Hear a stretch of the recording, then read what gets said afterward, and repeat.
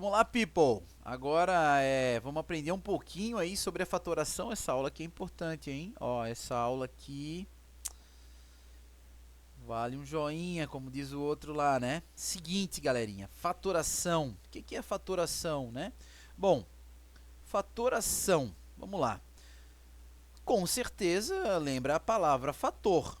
O que é um fator? Fator é o nome dos elementos lá na multiplicação, né? Então, se nós temos 3 vezes o número 5 e vai dar 15, vocês lembram como é que a gente chama esses caras? Tanto o 3 quanto o 5 a gente chama de fatores, não é isso?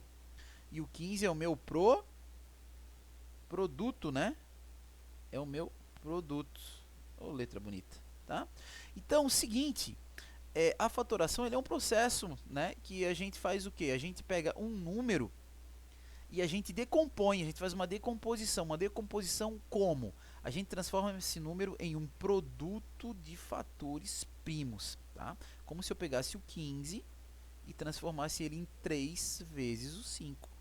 Esse processo daqui para cá se chama fatoração, ok? Fatoração, olha só que legal, né? Fatoração, ok?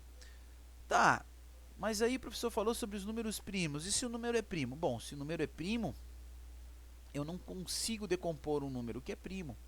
Justamente porque ele é primo, né? Ele é primordial, ele foi um dos primeiros. O que eu consigo fazer é simplesmente decompor números que são compostos. Então, veja bem, vamos pensar, né? Suponha, vou pegar o número 10. O número 10 ele não é primo. Por que ele não é primo? Eu posso dividir o 10 por 2, posso dividir o 10 por 5, 10 por 10, 10 por 1. Então, ele não é primo. Porém, o 10 ele pode ser representado como o 2, que é primo, vezes o número 5, que é primo. Esse processo é a fatoração. Simples, né? Aí vocês vão se perguntar, tá, mas para que, né, fazer isso daqui? Bom, esse processo ele é a base para vários algoritmos, tá? Então vocês vão usar, por exemplo, a fatoração para determinar um pouquinho mais à frente, por exemplo, o mínimo múltiplo comum, o máximo divisor comum, que são números que vão nos auxiliar nos cálculos com frações.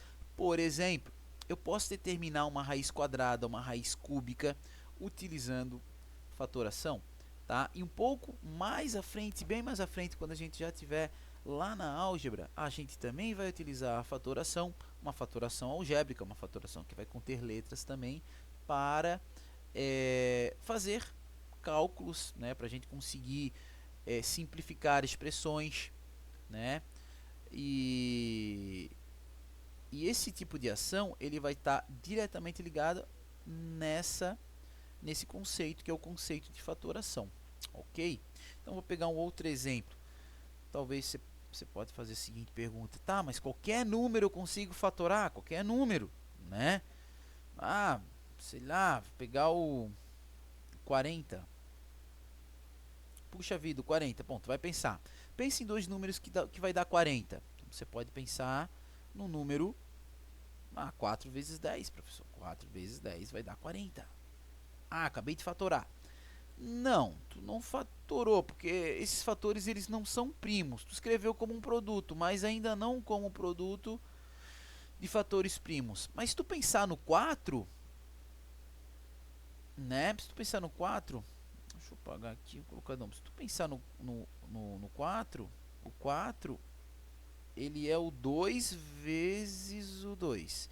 E se tu pensar no 10, é o 2 vezes o 5. De tal forma que se tu multiplicar 2 vezes 2 vezes 2 vezes 5, tem que dar 40, né, pequeno gafanhoto? Vamos lá, 2 vezes 2 é 4, 4 vezes 2 é 8, e 8 vezes 5, 40, e fechou, Topinson. Claro que esse método aqui, de ficar fazendo flechinha, ele não é muito prático, né?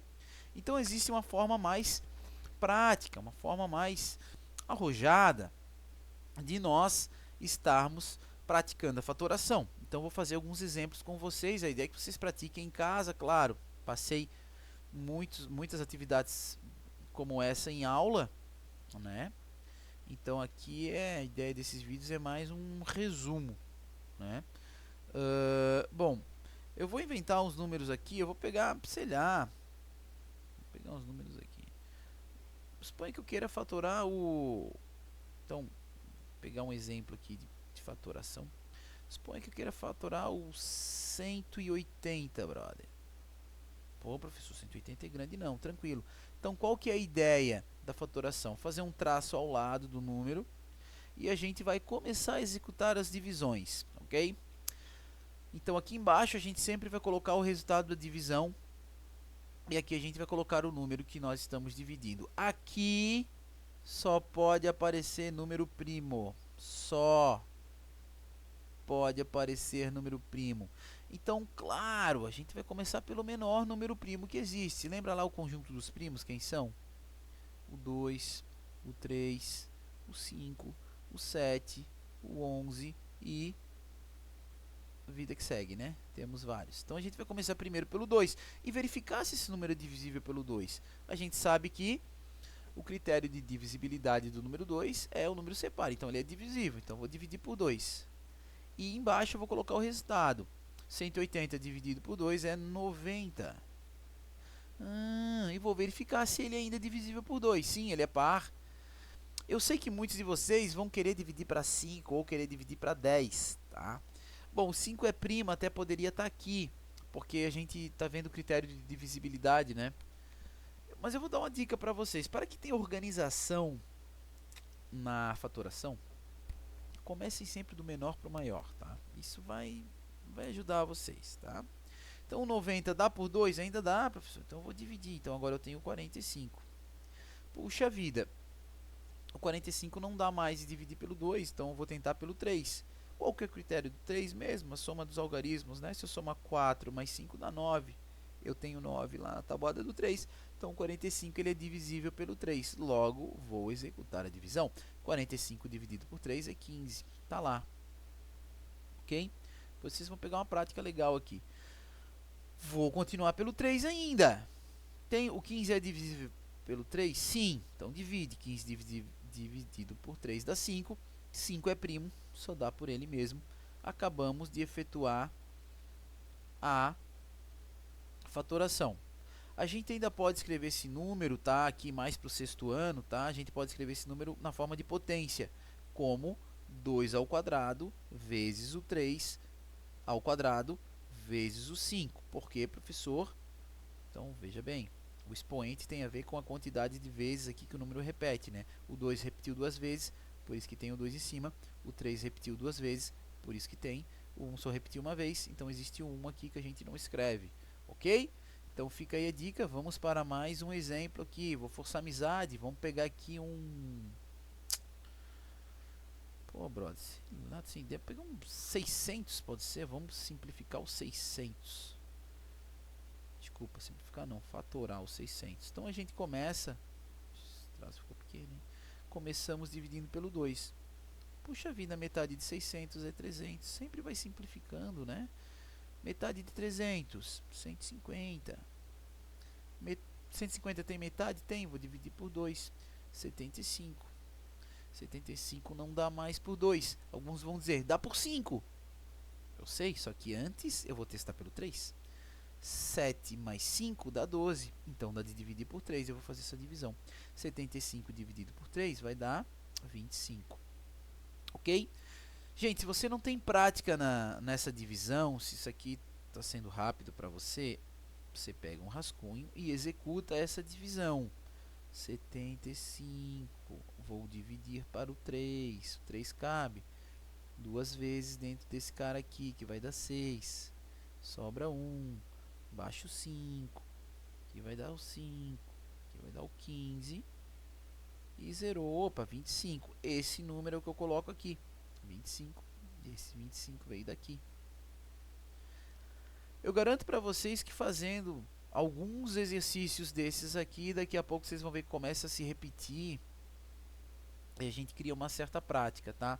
O 25 não dá mais por 3, agora eu vou tentar pelo 5, ok?